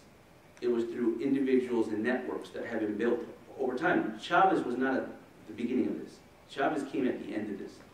This networks were built. I give you some anecdotes of who Tarek was. That goes back 50 years. Right? This happened actually 100 years ago in Venezuela. You really got to look into the history to get to the heart of it. So they worked through surrogates and they worked through buildings. I mean, at the high end of the estimation of Cuban presence in Venezuela, we're talking about 50,000, right? That's at the high end, right? Some of the low end, maybe 10,000 of Cuban officials in Venezuela. But if you talk about the Arab networks, I mean, you're talking about the hundreds of thousands. You know, there's a city in Syria, and on the border with Jordan, Asawaida, that has 250,000 Venezuelan-born, Spanish-speaking dual citizens in the middle of Syria. Right? So there's a network that's been established that hasn't really fully fleshed out. But the second point I want to make is that the Iranian presence is starting to unravel. They did make themselves known. I mean, just the other day when we were testifying, the Department of Justice unsealed an indictment against an Iranian national for moving $150 million through a fake housing project in Venezuela to basically evade sanctions on behalf of Iran. Now, I've been involved in that research for many years, and I can tell you right now, the Venezuelan military industry, the Venezuelan energy industry, the Venezuelan transportation industry, the Venezuelan mineral industry had all tied to Iran. I mean, the estimation, 150 million, we came to a number roughly of about $16 billion that the Iranians could have evaded sanctions using Venezuelan financial institutions that had correspondence nexus to the U.S. Financial system. So the presence was there. It was a very important part of the revolution of Hugo Chavez, and the problem is it's just not as easy to detect as a huge Chinese loan or a huge Russian arms transfer. It's just not that easy. The benchmark is completely different. But I think to understand the Venezuelan situation, undoubtedly you're going to have to understand the Iranians' influence in that. Yes. Edwin Mora with Rayburn News. Is there any indication that the Venezuelan vice president is directly working with Hezbollah or any of the, any of the members of the Venezuelan government? Well, again, Joe's probably better on that topic. I just say very quick, Ghazi Nasruddin worked with Hezbollah. That's not a secret. That is well known to the authorities. Maybe not well known to the public, but he worked with Hezbollah. He met with the chief members of President. He was sanctioned for this in 2008. This is not new.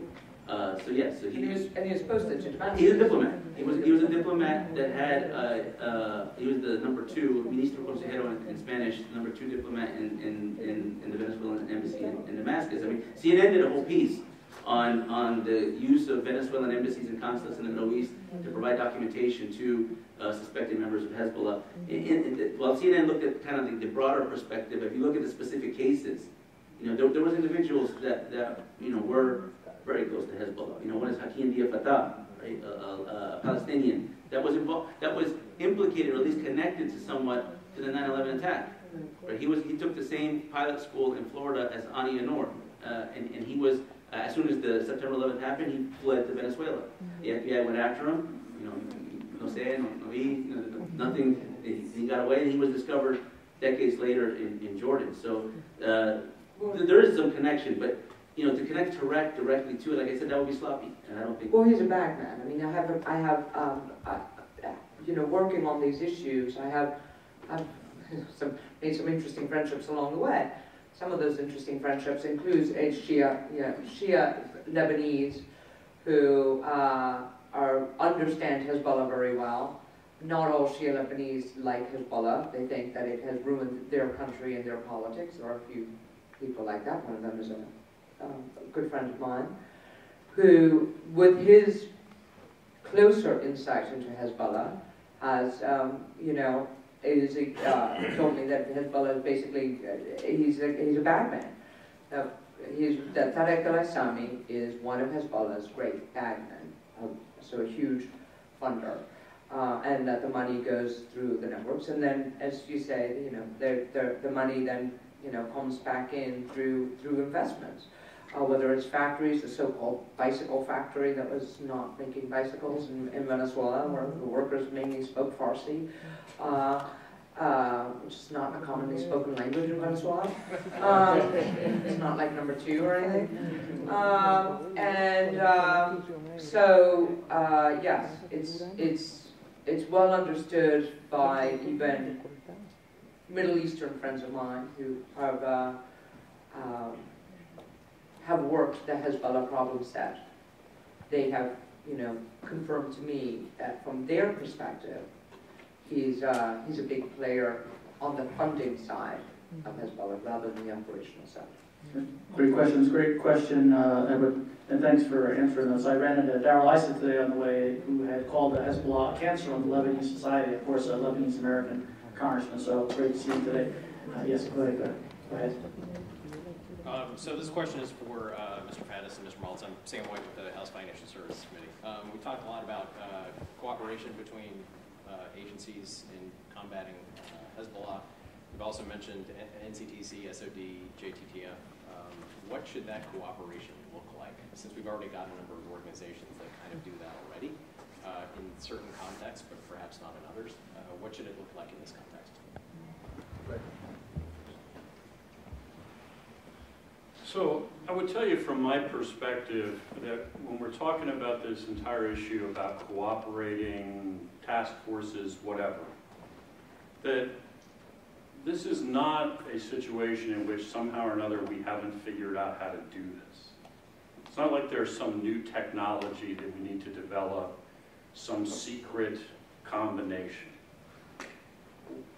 We know how to do this, and we have done this, and we do this in many contexts. So from my perspective, what is lacking is the political will and the political force to make it happen. And I give you an analogy just real quickly. Having worked counterterrorism for a lot of years in the run-up to 9/11, the notion that the intelligence community did not have information saying that an attack is going to occur on September 11th is certainly valid. I mean, I shouldn't call it a notion, that's fact. The idea that it was a surprise to the intelligence community, to those of us who were working counterterrorism, that Osama bin Laden is a really bad guy, has a big organization, and fully intends to continue to carry out attacks against us, given that he's already almost sunk a U.S. warship, blown 2 embassies to pieces. You know, that's not unknown. That was not unknown. There were operational plans put forward for years by people at the working level to address that. Most famously, most people that have read the research know of the plans to go to Tarnock Farms, but many, many other such plans. What's completely lacking in all of that history is somebody from the, from the level really of the White House that says, enough with the nonsense, take the gloves off, get serious. I'm not interested in hearing anything more about lack of cooperation, lack of communication. Right? If you look at the juxtapose our attitude toward Al-Qaeda and the operations we were running as of September 10th, and then the operational world that we jumped into immediately after those attacks, nothing fundamentally changed about the capabilities of the U.S. government. But what did dramatically change was the focus and the direction from on high. So back to me addressing your question directly, I don't think we need to go invent a new technology. What we need is a clear direction that this is a priority, that anybody that gets in the way of that priority is going to be moved aside, and that all agencies are expected to work together. We clearly did not have that, I'll say it, for 8 years under Barack Obama. In fact, we had very much the opposite. Hopefully we're in a new world, but to me that is the essence of the issue. So let me just take a shot at that as well. I mean, leadership is the key to everything. If the person in charge says, this is what we're going to do, and in a week I'm going to check up and find out the status, and they stay on top of it, this is not that hard. You could get it done easily. We have enough centers, and that's why I was very vocal the other day, is the last thing we need is create a TOC center. We want to waste money and create a TOC center. We have centers, we have the agencies, we have the technology. Yeah, we may need a couple of things here and there for technology because it's advancing so quickly, but it's just a matter of having the people together, sharing, unity of effort, common goals, what are we trying to do, and then have somebody in charge to prioritize.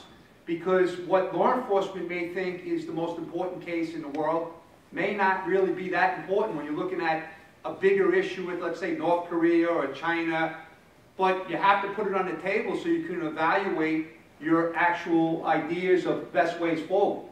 You can't just be blind to what law enforcement or the intel community is doing. You have to have a comprehensive understanding. Somebody's got to be in charge. And that's kind of one of the problems here. There's nobody really in charge of these things. So my thing is that if the president says that the DOJ Threat Mitigation Worker Group is in charge of this, then hold them accountable. Hold them accountable. Because then they have the job of pulling everything together. They didn't do it when I was there. Hopefully they'll do it under this new task force arrangement. But it's really not very complicated. It's just like Ed said, you have to get the people to just direct it and stay on top of it. And somebody's got to be in charge. And you have to have an operational implementation plan. Because you can have all the strategies in the world. Doesn't mean anything if you're not going to implement the strategies. That's why, like that White House strategy in 2011, you dust it off, give it to President Trump, here you go, here's your strategy. Same thing, pretty much. Thank you, guys. Ma'am, you had a question in the back? Yes. Yeah, I was wondering if bioterrorism was also considered in the Triple Frontier. I heard that there is a possibility of bacteriological weapons in that area.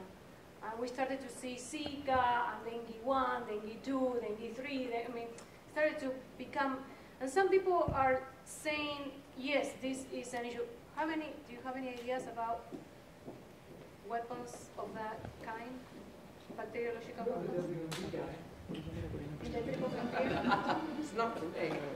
Okay, so for the record, what it means is when you run in a WMD office, it means you have a lot of smart people that work for you, not that you yourself actually know anything. With that gigantic caveat, I don't know anything specific about, I think you said bioterrorism. Yeah.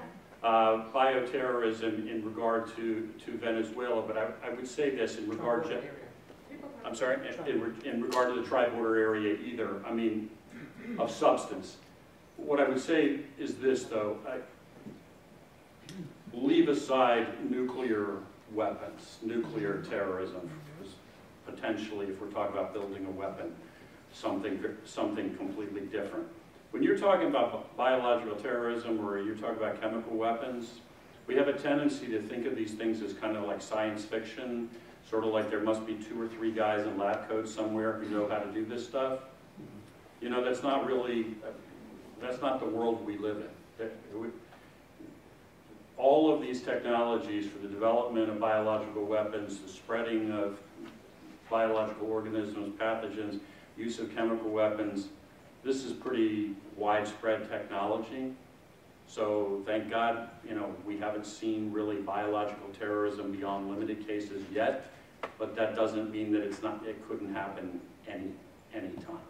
And you know, if you talk about chemical weapons, just to go off on that tangent, I mean, in fact, chemical weapons are now routinely used by terrorist groups. Who knows how many times ISIS has used chemical weapons in Syria? With limited effectiveness, sometimes they kill fewer people with chemical weapons than they do by just blowing them up. But we're already long into that world, so when you consider Hezbollah capabilities or anybody's capabilities, I would fold all of those things in. These are all things they could easily do. I want to make sort of, you know, civilians sort of wonky person on that, you know. Trafficking networks are trafficking networks. I mean, the problem with these things, like the Venezuelan-Colombian border or the tri-border area, is, you know, if you've got cigarettes and a truck full of them, you also have other stuff in the truck. Or, you know, your border agents are moving stuff through, and I have a few anecdotes about why they do it, how they do it, the pressure points, the money exchanged, et cetera, et cetera. I mean, but the details change, but the patterns are the same. Once you have a very permissive environment, which, you know, and you have routes, anything can move through. So just because you haven't seen it explode yet, that doesn't mean it hasn't moved. In fact, it probably has. Where else are you going to go? You're going to go with the routes and the people who were moving stuff. It's what the stuff is kind of irrelevant, and ultimately. Thank you. Yes, sir. Howard Bell, I'm wondering if, and it came a little late because I was in the wrong room over in the Turks and Caicos. If there was any discussion about arms movement specifically, and if so, what the extent of that is, and what the involvement of Iran might be related to that within either Venezuela or elsewhere, and also what its ballistic missile activities implications might be for that. I'll leave the sort of Iran discussion to the WMD guy and Joe. In terms of weapons, what we've been seeing, the Venezuelan collapse is a real problem for people. I know I keep harping on it, but that's because I just got back on Sunday night. So it's like fresh on, and I'm working on the report. So it's, you know, it's like on the front of my brain. You know, the Brazilians are sort of like, oh wow, we're really seeing sort of military-grade weapons come in across the border from the Venezuelan military because they're selling stuff and they're bringing it across. And you've got all the drugs as well. One of the things that we saw in the schemes, which will be in our report, is a lot of stolen cars. Cars get stolen. This is an interesting one. Get stolen in Argentina and Brazil, get taken across to Paraguay and swapped for both weapons and cocaine in Bolivia, which then come back through Paraguay back into Argentina and Brazil. So the weapons, they're concerned that there's more of a flow of them, partly because you have the demand with the rising power of the PCC and the collapse of a heavily armed country, which is Venezuela. So we're seeing that kind of small weapons stuff crossing borders and causing problems for its neighbors ever more. But in terms of bigger weapons, I leave to you.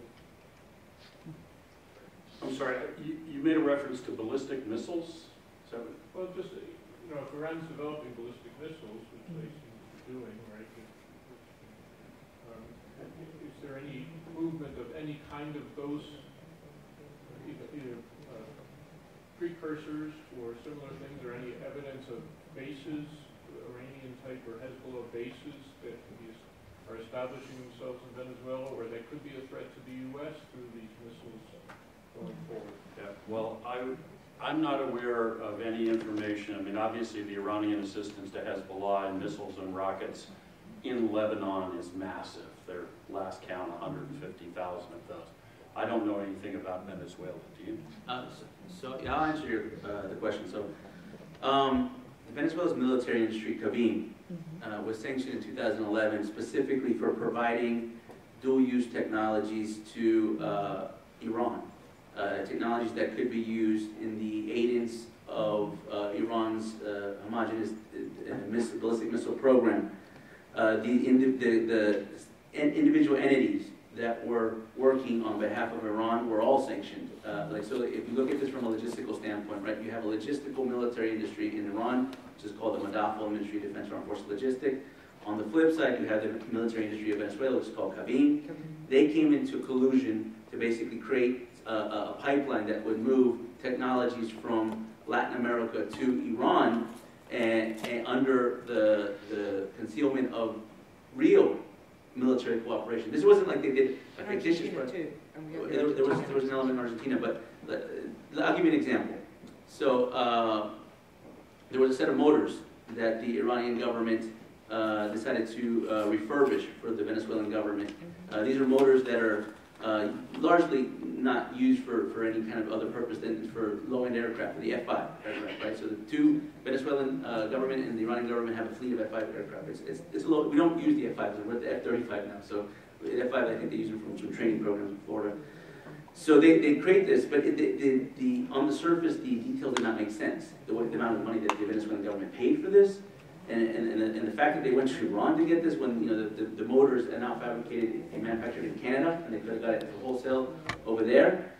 But they did this anyway, and the companies that Iran dispatched to be able to be in charge of this project were sanctioned companies sanctioned by not just the United States, but by UN Security Council Resolution 1747.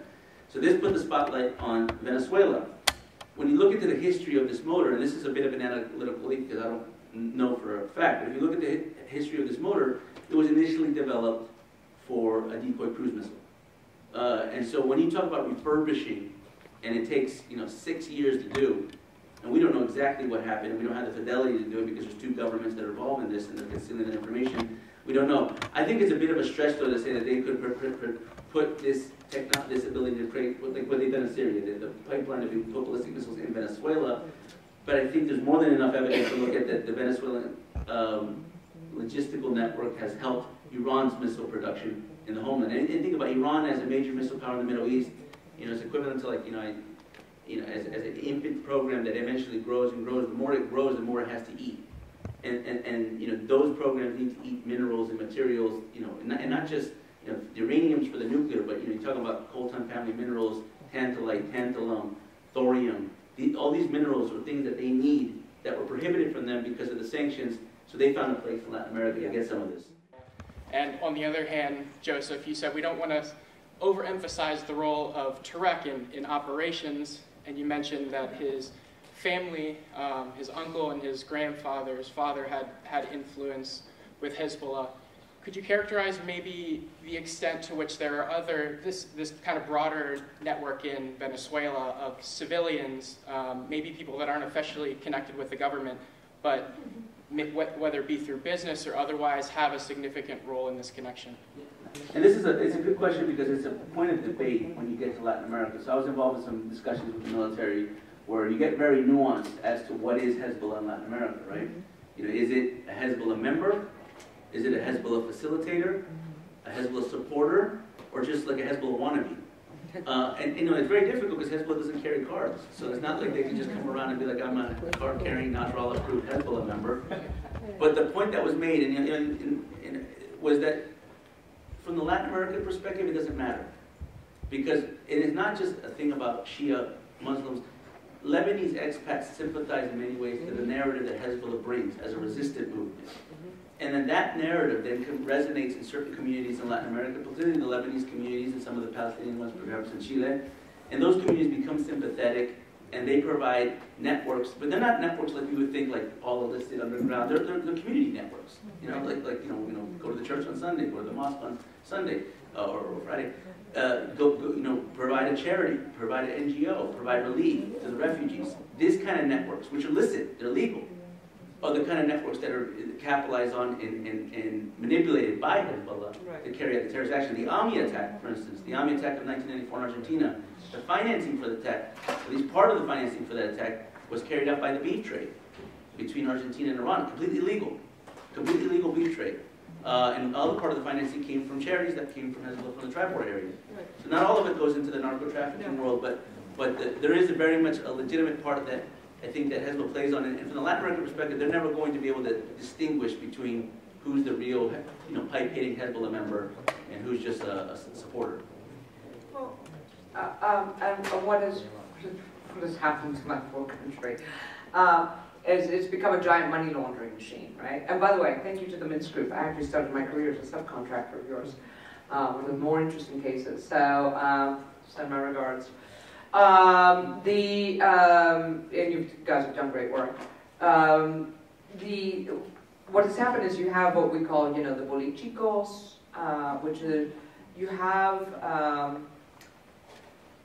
so many people have gotten corrupted with, they've become facilitators of Hezbollah, broad swaths of the society, not so much because they even care, but you do have, as Joe was saying, communities that identify, you have a lot of Druze, Tarek al-Islam is actually Druze, and so is Tarek William Saab, and you have, so you have that, but you also have just plain opportunism, and it's a little bit what I was talking about in the tri-border area, which is everybody wants to either launder the drug money, or launder the money of Iran, or launder the money of Russia, and it has become a perfect storm. I mean, you have sort of kids from families I grew up with who were like, really well-known, wealthy families that lost their money along the way, but they, have Harvard MBAs and speak perfect Japanese.